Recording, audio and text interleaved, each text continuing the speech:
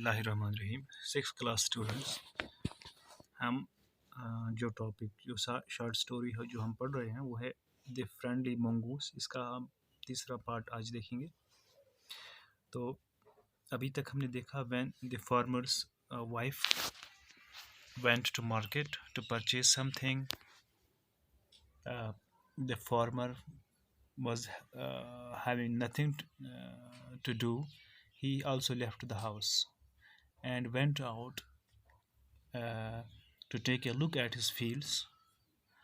Uh, he ran into some friends and he forgot actually and didn't return for quite some time.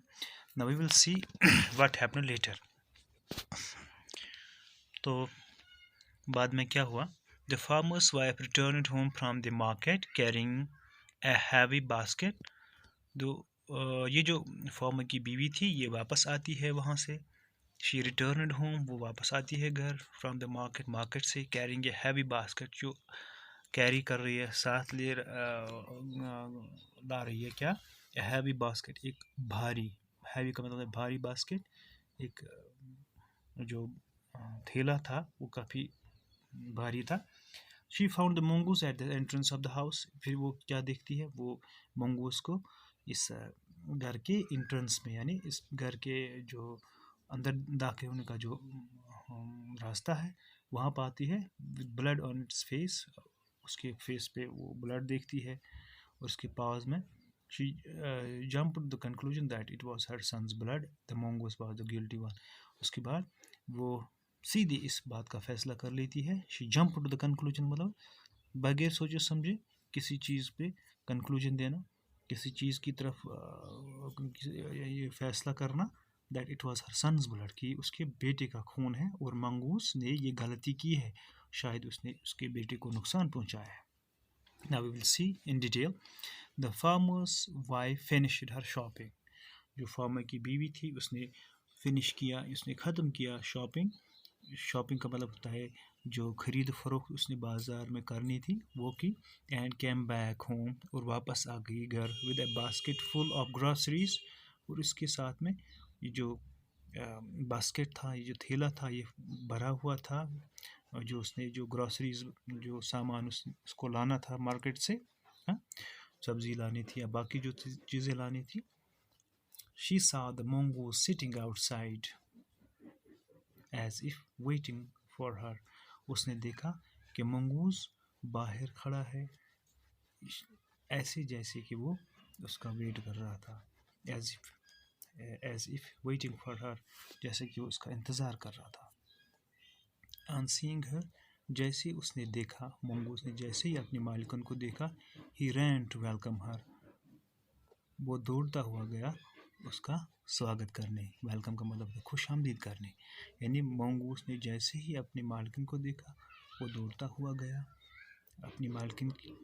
As was customary, क्योंकि ये ज़रूरी था उसके लिए, हर दिन वो उसी तरह उसका स्वागत करता था, वेलकम करता था. The farmers wife took A look at the mongoose. Farmer की जो बीवी थी उसने देखा मंगूस की तरफ. एंड स्क्रीम्ड, वो चिल्लाई. क्यों? ब्लड, खून था उसके मुंह पर. शी क्राइड, वो चिल्लाई. The face and paws of the mongoose were smeared with blood. जो उसका मुंह था, जो उसके जो पंजे थे वो भरे हुए थे, यानी यत्स वनान कश पे तुम लिथ विथ किम सहित विद ब्लड, किससे? खून से. उसके बाद क्या हुआ?